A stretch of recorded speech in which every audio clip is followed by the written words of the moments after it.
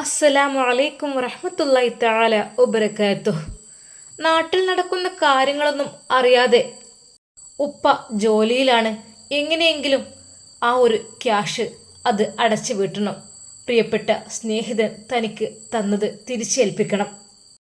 തൻ്റെ മകൻ്റെ കൈപ്പിഴവ് മൂലം വന്ന ആ ഒരു ചെലവ് അതെല്ലാം വീട്ടിയെടുക്കണം. അതാണ് ആ ഉപ്പ അവിടെ പോയി കഷ്ടപ്പെടുവാനുള്ള കാര്യം. അദ്ദേഹം ജോലി തിരക്കിലാണ്. രാത്രിയൊന്നും ഒരുപോള കണ്ണടക്കാൻ പറ്റാത്ത രീതിയിലുള്ള ജോലികൾ. ഹോട്ടൽ ക്ലീനിങ് കാര്യങ്ങൾ, പാത്രം കഴുകൽ, അങ്ങനെ മൊത്തത്തിലാണ്. എങ്ങനെയാലും വേണ്ടില്ല, കടങ്ങൾ വീട്ടണം, എൻ്റെ കുട്ടിയെ രക്ഷിക്കണം. അതാണ് ആ ഉപ്പ ആഗ്രഹിക്കുന്നത്. നാട്ടിൽ നടക്കുന്ന കാര്യങ്ങളൊന്നും ഉപ്പ അറിയുന്നേയില്ല. അങ്ങനെ ആ ദിവസം അതാ രാത്രിയിൽ അദ്ദേഹം ഹോട്ടലിലെ ടേബിൾ തുടച്ചുകൊണ്ടിരിക്കുന്ന സമയത്ത് തലാലും കൂട്ടുകാരും അതുവഴിക്ക് വന്നിട്ടുണ്ട്. എന്തൊരു സ്പെഷ്യൽ ഫുഡ് കഴിക്കുവാൻ വേണ്ടിയിട്ട്. ടേബിൾ ക്ലീൻ ചെയ്യുന്ന ആളെ കണ്ടപ്പോൾ തലാല് ഒരു നിമിഷം എവിടെയോ കണ്ട പോലെ. പക്ഷെ ആളാരാണെന്ന് ശരിക്കൊരു എന്നാലും അദ്ദേഹം ടേബിൾ വൃത്തിയായി തുടച്ച് കിച്ചണിലേക്ക് പോവുകയും ചെയ്തു. തലാലിൻ്റെ മനസ്സിൽ അതുതന്നെ, എവിടെയോ എന്തോ കണ്ടുപോലെ. ശരിക്കും പേരാണെങ്കിൽ എനിക്ക് കിട്ടുന്നില്ല കറക്റ്റായിട്ട്. എന്തപ്പോൾ ചെയ്യാം. ഫുഡൊക്കെ കഴിച്ച് അവർ തിരിച്ചു പോവുകയും ചെയ്ത്. എന്നാൽ പിന്നീട് ആ ഹോട്ടലിൽ വെച്ച് അയാളെ അവർ കണ്ടില്ല. കാരണം അദ്ദേഹം ക്ലീനിങ്ങിൻ്റെ ഭാഗത്തേക്ക് പോയിട്ടുണ്ടാവും എന്ന് കരുതി. അന്ന് രാത്രി അതാ വീട്ടിൽ എത്തി അറബി ഉമ്മയോട് സംസാരിച്ചു കൊണ്ടിരിക്കുകയായിരുന്നു തലാലെ. ഉസ്താദ് കൂടെ വന്നിട്ടില്ലായിരുന്നു നേരത്തെ. കുഞ്ഞിന് ചെറിയൊരു പനിയുള്ളത് കാരണം തന്നെ തറാവിയ കഴിഞ്ഞ് അദ്ദേഹം നേരെ വീട്ടിലേക്കാണ് ചെന്നത്. അല്ലെങ്കിൽ ജസ്റ്റ് ചിലപ്പോഴൊന്ന് കറങ്ങാൻ പോകും. മോനെ തലാൽ, ഫുഡ് എടുത്ത് വെച്ചിട്ടുണ്ട്. ഉമ്മ എനിക്കിപ്പോൾ വേണ്ട, ഞാൻ കഴിച്ചിട്ടുള്ളൂ. അതെന്താ മോനെ ഇവിടത്തിന് ഫുഡ് ഐറ്റംസ് ഒക്കെ ഉണ്ടാക്കുമ്പോൾ നീ എന്താ പുറത്തുനിന്ന് കഴിച്ചത്? അല്ല, ഇന്നെന്തൊരു വെറൈറ്റി കണ്ടപ്പോഴേ അതൊന്ന് കഴിച്ചു നോക്കാൻ വേണ്ടിയിട്ട്, കൂടുതൽ ആവശ്യമുണ്ടായിരുന്നല്ല. ഉസ്താദും തലാലും എല്ലാവരും ഒരുമിച്ചിരുന്ന് ഭക്ഷണം കഴിക്കുവാൻ ഇരിക്കുന്നു. നൂർ ഫാത്തിമയുടെയും ഉസ്താദിൻ്റെയും പൊന്നുമോൻ മാഷാ അല്ലാ ഒരു സുന്ദരനായ വാവയായിട്ടുണ്ട്. അറബിയമ്മ അവരെ പിടിച്ച് വെച്ചിരിക്കുകയാണ്. മോനെ നാഫിയോ, നിനക്ക് വേണ്ടതെല്ലാം ഞാൻ തരുമല്ലോ, പിന്നെ നീ എന്തിനാ കഷ്ടപ്പെട്ട്? പക്ഷേ അത് അറബിയമ്മ, വീട്ടിലെ ഉമ്മയും ഉപ്പയും മാത്രമല്ലേ, പിന്നെ എനിക്കാണെങ്കിൽ കുഞ്ഞില്ലാതെ പോകാൻ തോന്നുന്നില്ല. ഇൻഷാ അല്ലാ അടുത്ത മാസം ഒരുമിച്ച് അങ്ങോട്ട് പോകാം. എന്തേ? ഉസ്താദിന് പെട്ടെന്ന് തന്നെ നാട്ടിലേക്ക് പോകണം എന്നായിരുന്നു. കാരണം ശരിയാണ്, മദീനയിലാണ് നിൽക്കുന്നത്, എല്ലാ സൗകര്യങ്ങളും കാര്യങ്ങളും എല്ലാം ഉണ്ട്, ഹബീബിൻ്റെ ചാരത്താണ്. എങ്കിലും നാട്ടിലേക്ക് പോകാനിട്ട് ഒരു ബുദ്ധിമുട്ടുണ്ട്. പിന്നെ ഉംറ സർവീസ് കാര്യങ്ങൾ അതൊക്കെ അങ്ങനെ നടന്നു പോകുന്നുണ്ട്. മദീനയിലെത്തിയാൽ അവിടെ ഉംറയ്ക്ക് വന്നവരെയൊക്കെ ഉസ്താദ് കാണാറുണ്ട്. അന്ന് നൂർ ഫാത്തിമയുടെ റൂമിലേക്ക് അതാ ഉസ്താദ് പോകുന്നു. ഉമ്മയും തലാലും എന്തോ സംസാരിച്ചു കൊണ്ടിരിക്കുന്ന സമയത്ത് ഉമ്മയോട് തലാൽ പറഞ്ഞു, യാ ഉമ്മി. ആ എന്താ മോനെ? പിന്നെ ഇന്ന് ഞാനൊരു ഹോട്ടലിൽ ഒരു റെസ്റ്റോറൻറ്റിൽ കയറിയപ്പോൾ നമ്മൾക്ക് പരിചയമുള്ള ആരും അവിടെ ഭയങ്കര ഒരു ക്ലീനറായിട്ട് ഉണ്ട്. ക്ലീനർ? ആദ്യം ടേബിളൊക്കെ തുടക്കുന്ന ക്ലീനറായിട്ട് ഞാൻ കണ്ടു. പിന്നെ കണ്ടില്ല. ശരിക്കും പരിചയമുള്ളൊരു മുഖം പോലെയുണ്ട്. എനിക്കാണെങ്കിൽ പേര് കറക്റ്റ് കിട്ടുന്നുമില്ല. മോനെ ആരിപ്പോ? ഉമ്മ, ഇവിടെ ജോലി ചെയ്ത ആൾ തന്നെയാണ്. ഇവിടെ ജോലി ചെയ്ത ആൾ എക്സിറ്റ് അടിച്ച് പോയിട്ട്. അതെങ്ങനെ? ഇവിടെ ജോലി ചെയ്ത ഒരാളും പിന്നീട് ഇങ്ങോട്ട് വന്നിട്ടില്ലല്ലോ. ഇവിടെ ജോലി ചെയ്യുന്ന എല്ലാവർക്കും ഞാൻ അതിനുള്ള സാമ്പത്തികം കൊടുത്തിട്ടുണ്ട്. അതായത് അവർക്ക് ഒരു നിത്യവൃത്തിക്ക് വേണ്ടിയിട്ടുള്ള ഇത്, എന്തെങ്കിലും ഷോപ്പ് തുടങ്ങാൻ അല്ലെങ്കിൽ വീട് സ്ഥലം എടുക്കാനൊക്കെ ഉള്ള ക്യാഷും കാര്യങ്ങളൊക്കെ ഞാൻ ഇവിടുന്ന് ആര് പോകുമ്പോഴും അവർക്കൊരു വരുമാന മാർഗത്തിനുള്ളത് നൽകിയിട്ടേ ഞാൻ ഇവിടുന്ന് വിട്ടിട്ടുള്ളൂ. അല്ലാതെ ഇപ്പോൾ ഇവിടുന്ന് ഹേയ് മോനെ അങ്ങനെയൊന്നും ആകാൻ ചാൻസ് ഇല്ല. അതേ ഉമ്മി, സത്യമായിട്ടും ഇവിടുന്ന് പോയത് തന്നെയാണ് അവർ. എനിക്ക് നന്നായിട്ട് അറിയാം. എനിക്ക് ശരിക്കും പേര് കിട്ടുന്നില്ല. മോനെ നീ എന്താടാ നോമ്പ് നിൻ്റെ തലയിൽ കയറിയോ? ഏയ് ഞാൻ ശരിക്ക് കണ്ടതാ ഉമ്മ. ആ മോനെ നിനക്ക് തോന്നിയതായിരിക്കും. ഇവിടെ എത്രയോ ജീവനക്കാർ ഇവിടെ നിന്ന് പോകുന്നുണ്ട്. എല്ലാവരും അവരുടെ ആവശ്യങ്ങളെല്ലാം നേടിക്കഴിഞ്ഞിട്ട് എക്സിറ്റ് അടിച്ച് പോകുമ്പോഴേ ഞാൻ അവർക്ക് വേണ്ട ഒരു വിഹിതം നൽകാറുണ്ട്. അതുതന്നെ അവർക്ക് ഇഷ്ടം പോലെ ഉണ്ടാകും. പിന്നെ ഒരിക്കലും അത് കളഞ്ഞ് ഇവിടെ എത്തേണ്ട ആവശ്യം അങ്ങനെ ഇതുവരൊരു ചരിത്രത്തിൽ ഉണ്ടായിട്ടില്ല കേട്ടോ. ഇനിയിപ്പോൾ അത്യാഗ്രഹം കൊണ്ട് ആരെങ്കിലും വന്നതാണെങ്കിൽ അങ്ങനെയായിരിക്കും, അല്ലാതെ വരാൻ വഴിയില്ല. തലാൽ എന്തൊക്കെ പറഞ്ഞിട്ടും ഉമ്മാക്ക് അതങ്ങോട്ട് വിശ്വാസം വരുന്നില്ല. എന്നാൽ ഈ സമയം ഹോട്ടൽ ജോലിയെല്ലാം കഴിഞ്ഞ് അല്പസമയം ഒന്ന് റെസ്റ്റ് എടുക്കാം എന്ന് കരുതിയപ്പോഴാണ് പ്രിയപ്പെട്ട മോനെ ഓർത്തത്. ഓ, സിനാൻ എന്താണാവോ ചെയ്യുന്നത്, എവിടെയാണാവോ? ഉപ്പ ഫോണെടുത്ത് വിളിക്കുന്നു. മോനെ. ആ ഉപ്പ, അസ്സലാമു അലൈക്കും. എന്തൊക്കെയുണ്ട് മോനെ? അവന് പറ്റിയ ആക്സിഡൻറ്റ് കാര്യങ്ങൾ അതൊന്നും അവൻ പറഞ്ഞതേയില്ല. ഉപ്പ ഇങ്ങനെ പോകണോ? വീട്ടിലേക്ക് അങ്ങനെ പോയിരുന്നോ? ഹേയ്, എന്തിന് പോയിട്ടില്ലപ്പാ. ആ മോനെ, പോയിട്ടും വലിയ കാര്യമൊന്നുമില്ലല്ലോ അല്ലേ? എൻ്റെ കുട്ടിക്ക് പോരാൻ പറ്റുമോ അങ്ങോട്ട്? നമുക്കിവിടെ എന്തെങ്കിലുമൊക്കെ ജോലി നോക്കാം. ഉപ്പ ഇവിടെ ഏതായാലും ക്ലീനിങ് ആയാലും അത്യാവശ്യം കുഴപ്പമില്ലാത്ത രീതിയിൽ ജോലിയും കാര്യങ്ങളൊക്കെ ഉണ്ട്, പിന്നെ ക്യാഷും അതൊക്കെ ഉണ്ട്. ഉപ്പ, എൻ്റെ ഉപ്പാക്ക് അവിടെ എന്താ പണി? മോനെ, ഒന്നുമല്ല, അതാ ക്ലീനിങ് തന്നെ. ശരിക്കും സിനാനെ വിഷമിച്ചു. കാരണം എൻ്റെ ഉപ്പ എത്ര വലിയ മുതലാളിയാണ്, എത്ര വലിയ തോട്ടങ്ങൾ, വാഹനം, വലിയ വീട്, ഷോപ്പ് എല്ലാം ഉണ്ട്. എന്നിട്ടും എൻ്റെ ഉപ്പ ഒരു പാത്രം കഴുകുന്ന തൊഴിലാളിയായി ഗൾഫിൽ നിൽക്കുക എന്ന് പറയുമ്പോൾ അത് വല്ലാത്തൊരു സങ്കടം അവൻ്റെ മനസ്സിൽ സൃഷ്ടിച്ചു. പക്ഷേ എന്തു ചെയ്യാൻ? മോനെ, ഉപ്പ ദയനീയമായി വിളിച്ചു. ആ ഉപ്പ, മോനെ പറ്റുന്നുണ്ടെങ്കിൽ ഇങ്ങോട്ട് പോര്, അതായിരിക്കും നല്ലത്. ഇവിടെ എന്തെങ്കിലും ജോലിയൊക്കെ ചെയ്ത് ജീവിക്കാം. അല്ല, മോൻ്റെ സർട്ടിഫിക്കറ്റും കാര്യങ്ങളും അതൊക്കെ അല്ലെങ്കിൽ വീട്ടിൽ കൊണ്ടുപോയി എടുത്തിട്ട് വരണം. എന്നിട്ട് മോന് പഠിച്ച ജോലിൻ്റെ ഫീൽഡിൽ തന്നെ കയറാലോ. എന്താ എൻ്റെ കുട്ടി അവിടെ നിന്നിങ്ങനെ കഷ്ടപ്പെടേണ്ട ആവശ്യമില്ലല്ലോ. പിതാവിനോട് എന്ത് പറയണം എന്നറിയുന്നില്ല. ഉപ്പയോട് ആ ഒരു കാര്യം സിനാൻ ഇതുവരെ പറഞ്ഞിട്ടുമില്ല. ആ ഒരു ഗോൾഡ് കിട്ടിയ കാര്യം പാവം പിതാവിന് ഇതുവരെ അതിനെക്കുറിച്ചുള്ള ചിന്ത മാത്രമാണ്. അല്ലാ, എൻ്റെ കുട്ടി അങ്ങനെ ചെയ്യോ? എൻ്റെ സിനു അങ്ങനെ ചെയ്യുമെന്ന് എനിക്ക് തോന്നുന്നില്ലല്ലോ. ഇതുവരെ അങ്ങനെ അവൻ ചെയ്തിട്ടില്ല. പാവം, എൻ്റെ അടുത്ത് നിന്ന് ഒരുപാട് അടി കിട്ടി. ആ ഉപ്പ അത് ചിന്തിച്ചു. എൻ്റെ കുട്ടി അങ്ങനെ ചെയ്യൂലല്ലോ, എനിക്ക് ഉറപ്പുണ്ട്. എനിക്ക് ഏറ്റവും സംശയം ഓൻ്റെ ഉമ്മാനാണ്. ഓ, ഓളുവാണെങ്കിൽ ഒന്നിനും മടിക്കാത്തതാണ്. ഉപ്പ വിചാരിച്ചു. സ്വന്തം ഭാര്യയുടെ സ്വഭാവം അറിയുന്നത് കൊണ്ട് തന്നെ ഉപ്പാക്ക് അതിനെക്കുറിച്ച് നന്നായിട്ട് അറിയാമായിരുന്നു. അദ്ദേഹം ഓരോന്നാലോചിച്ചു. റബ്ബേ, ഒരിക്കലും നാട്ടിലേക്ക് പോരാൻ ആഗ്രഹമില്ല. ഇനിയിപ്പോൾ മോൾട്ടിയും മക്കളൊക്കെ ഗൾഫിലെത്തും, അതുപോലെ എൻ്റെ കുട്ടിനെ, എൻ്റെ സിനുവിനെ കൊണ്ടുവരണം എനിക്ക്. ഉപ്പയുടെ മനസ്സിൽ അത് മാത്രമായിരുന്നു ചിന്ത. എന്നാൽ നാട്ടിൽ ഈ ഒരു കാര്യത്തെക്കുറിച്ച് ജസീൽ സംസാരിച്ചിരുന്നു. എടാ, ഷാഹിനയോട് നിൻ്റെ കാര്യങ്ങളൊക്കെ CV ഒക്കെ അയച്ചു തരാൻ പറ, അല്ലെങ്കിൽ അത് ഞാൻ കൊണ്ടുവന്നോളാം, നോ പ്രോബ്ലം, അതൊന്നും എനിക്ക് വിഷയമല്ല. നിൻ്റെ എല്ലാ രേഖകളും, നീ പഠിച്ച സർട്ടിഫിക്കറ്റ്സ് മുഴുവനും അത് എവിടെയാണ് വെച്ച് ഓർമ്മയുണ്ടോ? അത് അലമാരയിലാടാ, അത് കിട്ടാനൊക്കെ പ്രയാസമായിരിക്കും. അതൊന്നും വിഷയമില്ല, അത്രക്കും വലിയ ഗോൾഡ് ഇവിടെ എത്തിയില്ലേ, അതിനൊക്കെ ഷാഹിനൊക്കെ കേട്ടോ ക്രെഡിറ്റ്. അവളാണ് അതിൻ്റെയൊക്കെ പിന്നിൽ പ്രവർത്തിച്ചത്, നമ്മളൊന്നും ഒരിക്കലും വിചാരിച്ചിട്ട് പോലുമില്ല. സിനാനെ, ഈ തീരുമാനിച്ചിട്ട് എൻ്റെ ഉപ്പനെ വിളിക്കുന്നുണ്ട്.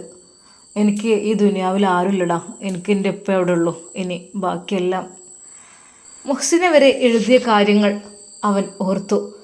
സിനാൻ, ഇനി ഒരിക്കലും നീ എന്നെ കാണാൻ വരരുത്, അത് എനിക്കിഷ്ടമല്ല, വരരുത് ഒരിക്കലും, അപേക്ഷയാണ്. പക്ഷേ മുഹ്സിനെ പറഞ്ഞത് മറ്റൊന്നുകൊണ്ടുമല്ല, അവിടേക്ക് എത്തിക്കിട്ടിയാൽ അവനെ തല്ലിച്ചതക്കും എന്നത് അറിയാം. അതുകൊണ്ട് തന്നെ തൻ്റെ പ്രിയപ്പെട്ട സിനു എവിടെയെങ്കിലും പോയി ജീവിക്കട്ടെ, ഞാനിവിടെയും അല്ലാതെ ഒരിക്കലും ജീവിക്കാൻ സമ്മതിക്കില്ല എന്നറിയാം. എന്തൊക്കെ തന്നെയായാലും സിനാൻ്റെ മനസ്സിൽ വളരെയധികം വിഷമാണ് തൻ്റെ പ്രിയപ്പെട്ട മുഹ്സിയുടെ കൂടെ ജീവിക്കാൻ കഴിയാത്തതിൽ. അവൻ മനമില്ലാ മനസ്സോടുകൂടി അതാ ഗൾഫിലേക്ക് പോകുവാനുള്ള തയ്യാറെടുപ്പ് എടുക്കുകയാണ്. പതിവ് പോലെ തന്നെ ജസീല അതാ ഷാഹിനയ്ക്ക് മെസ്സേജ് അയക്കുന്നു. ഹായ്, യെസ്, എന്തെങ്കിലും ഹെൽപ്പ്? ഒരു ഹെൽപ്പ് കൂടി വേണം കേട്ടോ. അതായത് സിനാൻ്റെ ആ ഒരു സർട്ടിഫിക്കറ്റിൻ്റെ ആ ഒരു ഫയല് അതവൻ്റെ അലമാരയിൽ വെച്ചിട്ടുണ്ടെന്നാണ് പറഞ്ഞത്, അതും കൂടി നീ എത്തിക്കണം. അതെന്തിനാന്നറിയില്ല, അത് ഇൻ്റർവ്യൂ കാര്യങ്ങളൊക്കെ അറ്റൻഡ് ചെയ്യാൻ പോകുമ്പോൾ അവർ രേഖകളൊക്കെ ചോദിക്കുമ്പോൾ അതൊക്കെ കാണിച്ചു കൊടുക്കണം. എന്തൊക്കെ തന്നെയായാലും അത് സിനുവിൻ്റെ അടുക്കളയിൽക്കായിരിക്കും നല്ലത്. പിന്നെ എന്തൊക്കെയുണ്ട് ഷാഹിന വിശേഷങ്ങൾ? നീ ആള് പുലിയാണ് കേട്ടോ മോളെ. അതെന്താ ജസീല അങ്ങനെ പറയുന്നത്? അല്ലേ, കാര്യങ്ങളൊക്കെ ഇതുവരെയൊക്കെ എത്തിച്ചില്ലേ, കുഴപ്പമില്ല. അല്ല ജസീല, വീട്ടിലെ കാര്യങ്ങളൊക്കെ എന്തൊക്കെ? നമ്മുടെ കാര്യങ്ങളൊക്കെ നടന്നു പോകണ്ടല്ലോ, പക്ഷെ വീട്ടിലത്തെ കാര്യങ്ങളൊന്നും ഞാൻ ചോദിച്ചിട്ടില്ല. കുഞ്ഞിന് എത്രയായി? കുഞ്ഞിന് 2 വയസ്സായി. അപ്പോൾ പാലുകൂടിയൊക്കെ അതൊക്കെ 6 മാസം മുമ്പേ അങ്ങ് നിർത്തി പോന്നില്ലേ? ജീവിക്കണ്ടേ ജസീലേ? ഭർത്താവ് ഉപേക്ഷിച്ച് പോയെന്ന് വിചാരിച്ചിട്ട് പെണ്ണുങ്ങൾ വെറുതെ ഇരുന്നാൽ ക്യാഷ് കിട്ടൂലല്ലോ. നമ്മളൊക്കെ എന്തെങ്കിലും രീതിയിൽ അധ്വാനിക്കണ്ടേ? ഇപ്പം ഞാനിവിടെ അഭിനയിക്കുകയാണ് മരുമകൾ റോളിൽ. എന്താലേ, എന്നാലും കുഴപ്പമില്ല, എല്ലാ കാര്യങ്ങളും വിജയിക്കട്ടെ, അത് ഞാൻ ആഗ്രഹിക്കുന്നുള്ളൂ. എൻ്റെ കുഞ്ഞിനെ വിചാരിച്ചിട്ട്, എൻ്റെ ഉമ്മാനെ വിചാരിച്ചിട്ട് മാത്രമാണ് ഞാനിവിടെ നിൽക്കുന്നത്. കാരണം അവർക്ക് എന്തെങ്കിലുമൊക്കെ അയച്ചു കൊടുക്കാൻ ചിലവിന് വേണ്ടിയിട്ട് ഞാനൊരാൾ അധ്വാനിച്ചെങ്കിൽ തന്നെ കാര്യം ഉണ്ടാവുള്ളൂ. എന്തൊക്കെ തന്നെയായാലും അൽഹംദുലില്ലാ കുഴപ്പമില്ലാത്ത രീതിയിൽ ഇങ്ങനെ പോകുന്നുണ്ട്. അല്ല, എങ്ങോട്ടാ ഭർത്താവ്? എന്ത് പറ്റിയതാ? അതൊന്നും എനിക്ക് അറിയില്ല, എന്നോട് ചോദിക്കരുത് പ്ലീസ്, എനിക്ക് താല്പര്യമില്ലാത്ത വിഷയമാണ്. സോറി, ഇനി ഞാൻ ചോദിക്കൂല. ജസീൽ അതാ പറയുന്നു. കുഞ്ഞിനെ കാണാൻ കൊതിയില്ലേ?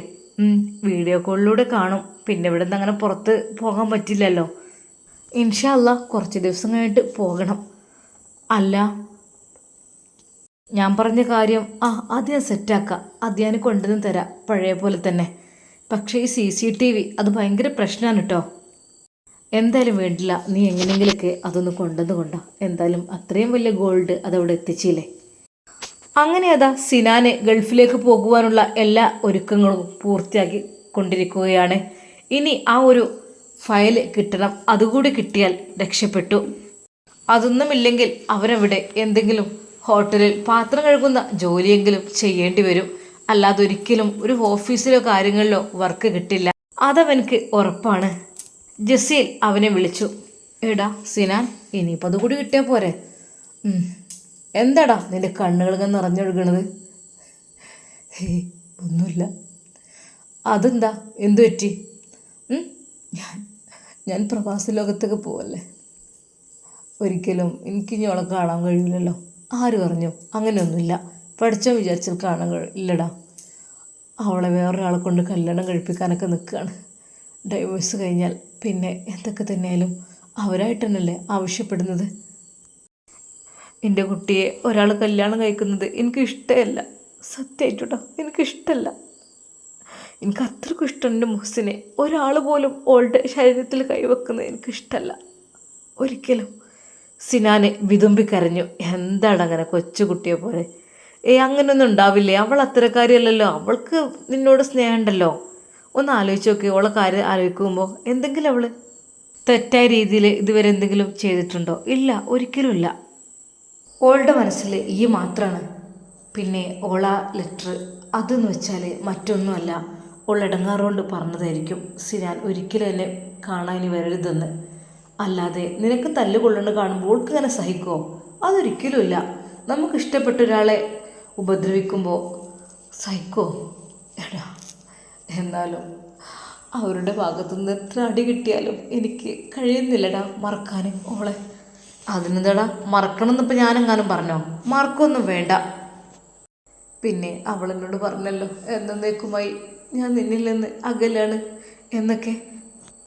എൻ്റെ പൊന്നാര ചങ്ങായി, അതൊന്നും നീ വിചാരിക്കേണ്ട. ഇപ്പോൾ അതൊന്നും മനസ്സിൽ വെക്കല്ലേ. നിനക്ക് നല്ലൊരു ജോലി വേണം. ഇപ്പോൾ കയ്യിലുള്ള ക്യാഷ് കഴിഞ്ഞില്ലേ, അടുത്ത മാസം ആ പെണ്ണിന് സാലറി കൊടുക്കാനുള്ളതല്ലേ. ഇപ്രാവശ്യം തന്നെ അഡ്ജസ്റ്റ് ചെയ്ത് 10,000 രൂപ അതങ്ങനെ ഞാൻ കൊടുത്തു. ഓക്കെ, ഞാൻ കൊടുക്കണമെന്ന് പറയില്ല. ഇനിയിപ്പോൾ അടുത്ത മാസമാകുമ്പോൾ അവർക്ക് കൊടുക്കാനുള്ള ക്യാഷ് ഒക്കെ കൊടുക്കണം. സിനാനെ, അപ്പോഴേക്കൊരു ജോലിയിൽ കയറിയാൽ നെക്സ്റ്റ് മാസമാകുമ്പോൾ അതിന് സാലറി കിട്ടൂലേ? എന്തിനാണ് വെറുതെ കരഞ്ഞ ജീവിതം കഴിക്കുന്നത്? നീ ഒന്ന് ഉഷാറാവട്ടോ, ഒന്ന് റിലാക്സ് ആവ്. ഒരിക്കലും പഴയ ചിന്തകളൊക്കെ ഒന്ന് മാറ്റി പിടിച്ചിട്ട് ഒന്ന് റെഡിയാവ്. സിനാൻ്റെ കണ്ണുകൾ നിറഞ്ഞു. എടാ, അതെങ്ങനെ? അതൊക്കെ കഴിയും. മനുഷ്യൻ നല്ല നമ്മുടെ സ്വന്തം ആളുകൾ മരിച്ചു പോണില്ലേ, അതിന് മേലുണ്ട് ഇപ്പോൾ ഇത്. നിങ്ങളാണെങ്കിൽ കൂടുതൽ ഒരുമിച്ച് താമസിച്ചിട്ടുമില്ല, പിന്നെന്താ നിനക്ക് ഇത്ര ടെൻഷൻ? എടാ, നിനക്കത് പറഞ്ഞാൽ മനസ്സിലാവില്ല, എനിക്കോളെ അത്രക്കും ഇഷ്ടമാണ്. ഓ അങ്ങനെ ആയിക്കോട്ടെ, കുഴപ്പമില്ല. പിന്നെ പഠിച്ചോ, നമ്മൾ ഒരു ജീവിതത്തിലൊരു വിധി തന്നെ സംഭവങ്ങൾ ഉണ്ടാവും.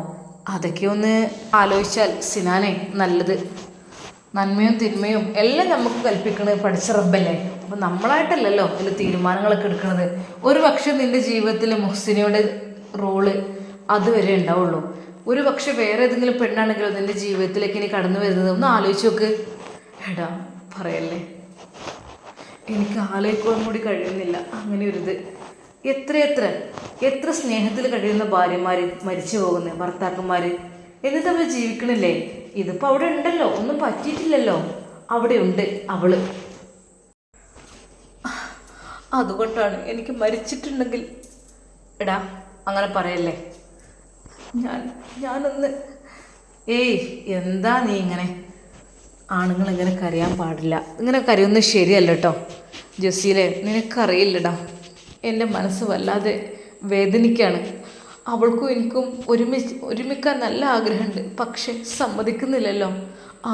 ആരും സമ്മതിക്കുന്നില്ല. ഞാൻ എന്താ ചെയ്യുക? സിനാൻ, ഇനി പഴയതൊന്നും ഓർക്കണ്ട. നീ ചെല്ലേ, നീ അങ്ങ് ഗൾഫിലേക്ക് ചെല്ല്. നിൻ്റെ ഉപ്പ വിളിക്കുന്നുണ്ട്. നീ ഇവിടെ നാട്ടിൽ നിൽക്കുമ്പോഴേ, വെറുതെ പണിയില്ലാതെ നിൽക്കുമ്പോഴാണ് നിനക്ക് ഓരോ ചിന്താഗതികൾ വരുന്നത്. എന്തെങ്കിലുമൊക്കെ ഒരു ജോലി വേണം. പിന്നെ ഞാനും വരുന്നുണ്ട്, എനിക്കുണ്ട് പുതിയ ഡ്യൂട്ടിയൊക്കെ നോക്കണം. എൻ്റെ കയ്യിലുള്ള ക്യാഷും തീർന്നു തുടങ്ങി.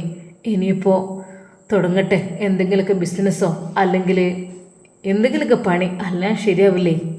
ജസീലെ, അപ്പം നീയും? പിന്നെന്താ, ഈ കളിക്കിങ്ങനെ നിൽക്കല്ലേ? പിന്നെ സംഭവം നമ്മൾ ഗോൾഡ് കൊണ്ടുപോയി കൊടുത്തു. ഇനി അവരവരെ ഇഷ്ടം പോലെ എന്താ വെച്ച് ചെയ്യട്ടെ. അതേ ഉള്ളൂ നമുക്ക്. നമ്മളെ നിരപരാധിത്വം തെളിച്ചിരിക്കുന്നു. ഒരിക്കലും നമ്മളൊന്നും അവരുടെ എടുത്തിട്ടില്ല എന്നുള്ളത്. ഇനിയിപ്പോൾ എന്തിൻ്റെ പേരിലാണ് അവർ നമ്മളോട് ശത്രുത വെച്ച് നിൽക്കുന്നത് എനിക്കറിയില്ല. പ്രത്യേകിച്ച് മരുമകനായ നിന്നോട് കാര്യങ്ങളൊക്കെ ക്ലിയറാണ്, ഒന്നും കുഴപ്പമില്ല, നോ പ്രോബ്ലം. നമ്മളൊക്കെ ആണെങ്കിൽ ഒരു വാക്ക് പോലും അവരോട് തിരിച്ച് പറയുകയോ ബദൽ പറയുകയോ ഇതുവരെ ചെയ്തിട്ടില്ല. അവരുടെ ജീവിതം അതങ്ങനെയാണ്. എന്തൊക്കെ തന്നെയാലും വേണ്ടില്ല സിനാൻ, നീ ഇതിൽ നിന്ന് മുടക്ക് പറയരുത്. അതായത് നിനക്ക് വേണ്ടിയുള്ള എല്ലാ കാര്യങ്ങളും ഞാൻ സെറ്റാക്കി തരാം. നീ പോകണം നിൻ്റെ ഉപ്പയുടെ അടുക്കലേക്ക്. അവിടെ എന്തെങ്കിലുമൊക്കെ ജോലി ചെയ്യുക. അവിടെ എത്തുമ്പോഴത്തന്നെ കുറേ നാടിൻ്റെ ആ ഒരു കാര്യങ്ങളൊക്കെ മനസ്സിൽ നിന്ന് അങ്ങോട്ട് മായും. പിന്നെ അവിടുത്തെ ഒരു ഫീൽഡിൽ അവിടെ അങ്ങനെ ജീവിക്കുക. ഒരിക്കലും നാട്ടത്തിനെ കുറിച്ച് ജീവിക്കരുത്. നാട്ടിലിപ്പോൾ എനിക്ക് ആരെക്കുറിച്ച് ചിന്തിക്കാൻ ഒഴിവാ. ഉമ്മയാണെങ്കിൽ അങ്ങനെ, പിന്നെ പെങ്ങളും ഫാമിലിയും അത് പിന്നെ കുഴപ്പമില്ല, മാഷാ അല്ലാഹ് അൽഹംദുലില്ലാ. ഭർത്താവ് നല്ല ആളായതുകൊണ്ട് അവരങ്ങനെ ഇനിയിപ്പോൾ ഗൾഫിലേക്ക് പോവുക അങ്ങനെ. പിന്നെ വീട്ടിൽ ഉമ്മയല്ലേ, നിന്നെ കയറ്റാത്ത ഉമ്മ. പിന്നെ ഷാഹിന, അവൾക്കുള്ള സാലറി നീ കൊടുക്കുകയും ചെയ്യും. എന്തൊക്കെ തന്നെയാലും നിൻ്റെ പ്രിയപ്പെട്ട പിതാവും പെങ്ങളും ഒക്കെ ഗൾഫിലാണ്. അതുകൊണ്ട് പേടിക്കേണ്ട ആവശ്യമില്ലല്ലോ. ജസീൽ കാര്യങ്ങളെല്ലാം സിനാനെ പറഞ്ഞ് മനസ്സിലാക്കി കൊടുത്തു. അങ്ങനെ അവൻ ഗൾഫിലേക്ക് പോകുവാൻ വേണ്ടി തയ്യാറെടുക്കുകയാണ്. പതിവ് പോലെ തന്നെ അവൻ്റെ ആ ഒരു ഫയല് തിരയുകയാണ് അവൻ പറഞ്ഞതനുസരിച്ച് അലമാരയിലും ഒക്കെ. പക്ഷെ അവിടെയൊന്നും കാണുന്നില്ലല്ലോ.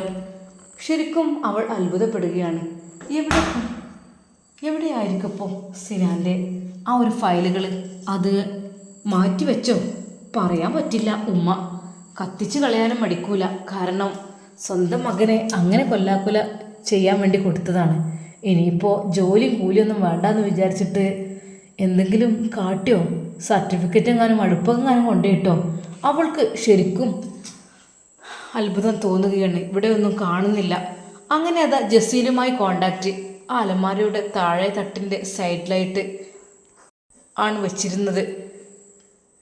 ഇവിടെ ഒന്നുമില്ല ജസീൽ, ഇവിടെ കാണുവാനേ ഇല്ല സംഭവം. അതെങ്ങാനും ഇല്ലാതാക്കി കളഞ്ഞിട്ടുണ്ടെങ്കിൽ അല്ലാ, പിന്നെ പറഞ്ഞിട്ട് കാര്യം ഉണ്ടാവില്ല. സിനാൻ്റെ സർട്ടിഫിക്കറ്റും കാര്യങ്ങളൊക്കെ എവിടെ? ഉമ്മ എങ്ങാനും അവൻ്റെ യാത്ര മുടക്കുവാൻ വേണ്ടി അതെല്ലാം കത്തിച്ച് കളയുകയോ ഇല്ലാതാക്കുകയോ ചെയ്തോ? അതോ മറ്റു വല്ലയിടത്തും ഉണ്ടോ? നമുക്ക് കാത്തിരുന്ന് കാണാം. മനമില്ല മനസ്സോടെയാണെങ്കിലും സിനാനെ ഗൾഫിലേക്ക് പോകുവാൻ വേണ്ടി തയ്യാറെടുക്കുകയാണ്. അവൻ്റെ മുന്നിൽ മുഹ്സിന മാത്രമാണുള്ളത്. ആ ഒരു മുഖം അവന് തെളിഞ്ഞു വന്നുകൊണ്ടിരിക്കുകയാണ്. മുഹ്സിനയില്ലാത്ത ഒരു ജീവിതം അവൻക്കത് ആലോചിക്കുവാൻ കഴിയുന്നില്ല. എന്നാൽ ജസീൽ അവനെ സമാധാനപ്പെടുത്തുന്നു. എടാ, പ്രവാസ ലോകത്തേക്ക് എത്തിക്കഴിഞ്ഞാൽ നാടിനെക്കുറിച്ചുള്ള കുറേ ഓർമ്മകളൊക്കെ അങ്ങ് മറക്കും. നീ ഇവിടെ ഇങ്ങനെ നിന്നിട്ടാണ്. അതുകൊണ്ട് ദയവായി നിന്റെ പിതാവിൻ്റെ അടുക്കലേക്ക് നീ പോകണം. ജസീലിൻ്റെ ആ ഒരു ഉപദേശം. അങ്ങനെ അതാ സിനാൻ തീരുമാനിക്കുന്നു പ്രവാസ ലോകത്തേക്ക് തിരിക്കുവാൻ വേണ്ടിയിട്ട്. ഇൻഷാ അല്ലാ നമുക്കിതിൻ്റെ ബാക്കി ഭാഗം നാളെ കാണാം. അതുവരേക്കും എല്ലാവർക്കും അസ്സലാമു അലൈക്കും വറഹ്മത്തുള്ളാഹി തആല വബറകാതുഹു.